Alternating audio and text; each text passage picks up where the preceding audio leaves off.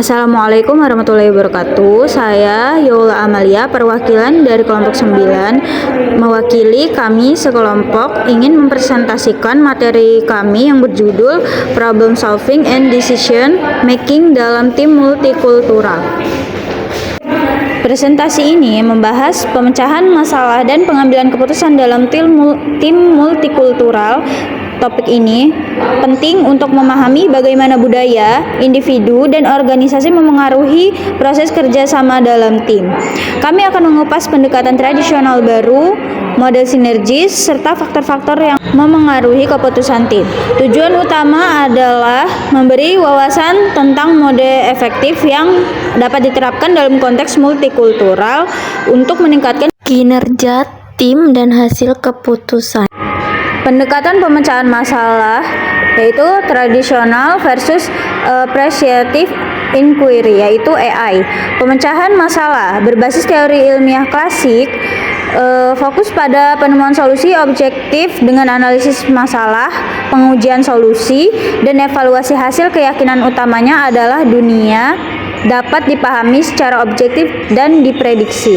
Identifikasi masalah atau peluang. Yang pertama, identifikasi masalah atau peluang. Yang kedua, mengumpulkan dan menganalisis informasi dan membuat rencana tindakan untuk penyelesaian.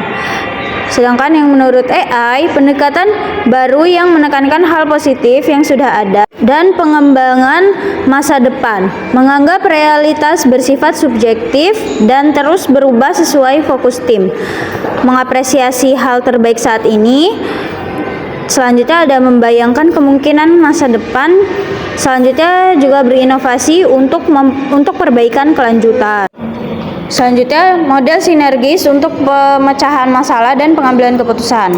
Yang pertama yaitu proses 5 tahap: pengenalan masalah, pencarian informasi, penyusunan alternatif pemilihan, dan implementasi dengan perbedaan budaya pada tiap tahap. Yang kedua adalah model sinergis, menggabungkan komponen utama dari berbagai model untuk mendukung pemecahan masalah dan pengambilan keputusan dalam tim multikultural. Yang ketiga yaitu model lengkap dengan evaluasi, menambahkan evaluasi keputusan dan memungkinkan tim bergerak fleksibel antar tahap untuk pemikiran yang mendalam. Baik, selanjutnya akan dilanjutkan oleh Diana Fadila selaku presentator kedua. Baik, selanjutnya ada langkah-langkah pemecahan masalah dalam model. Yang pertama ada menyadari masalah, identifikasi situasi yang perlu ditangani, kondisi dan fokus masalah belum jelas. Kedua, mengumpulkan data, fakta, dan persepsi dikumpulkan untuk mendefinisikan masalah dan tujuan penyelesaian. Dan yang ketiga, mendefinisikan alternatif. Hasil kan banyak opsi dan partisipasi tim untuk solusi kreatif dan luas. Yang keempat, memilih solusi, memutuskan solusi, metode pengambilan keputusan, dan siapa yang berwenang. Dan yang kelima ada menerapkan solusi, rencana implementasi dengan dukungan tim dan penentuan ruang lingkup pekerjaan.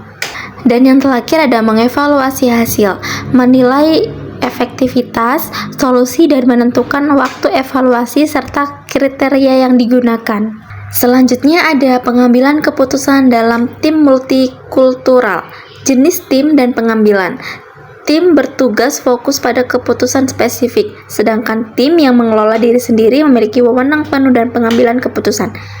Yang kedua, metode pengambilan. Yang pertama ada kolaborasi partisipatif, semua anggota terlibat. Dan yang kedua ada konsultatif, pemimpin berkonsultasi sebelum mengambil keputusan. Dan yang terakhir ada otoriter, pemimpin mengambil keputusan sendiri. Selanjutnya ada pertimbangan budaya dan pengambilan keputusan. Yang pertama ada pengaruh budaya. Nilai dan pandangan budaya memengaruhi tanggung jawab dan cara pengambilan keputusan dalam tim. Faktor seperti individualisme, jarak kekuasaan, dan norma sosial yang berbeda-beda di setiap budaya. Dan yang kedua ada pengambilan keputusan. PDM langsung, fokus pada logika, umum di budaya individualis tinggi.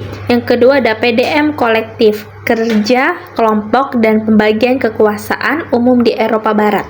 PDM paternalistik, kekuasaan terpusat, umum di Asia dan beberapa negara lainnya.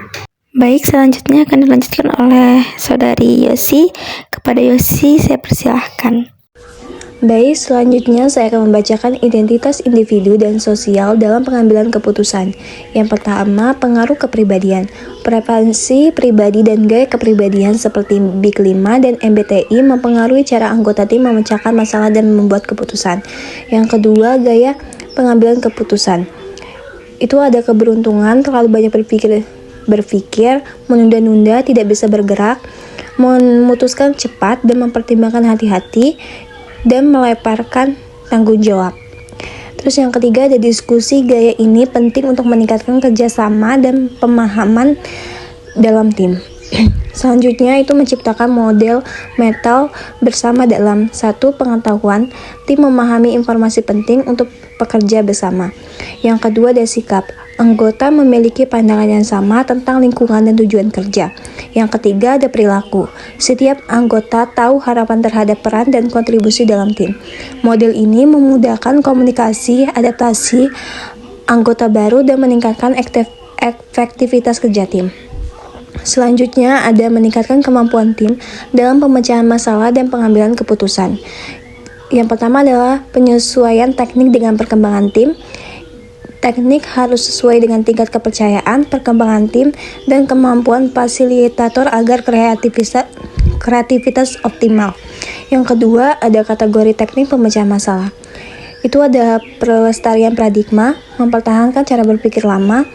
Terus ada pengerenggangan paradigma, mendorong pemikiran di luar kebiasaan. Dan yang terakhir ada pemecahan paradigma, mengubah cara berpikir secara radikal. Yang ketiga ada penilaian gaya dan preferensi individu penting untuk mendukung kerja tim yang efektif dan kreatif. Baik, sekian presentasi dari kami. Kami akhiri. Wassalamualaikum warahmatullahi wabarakatuh.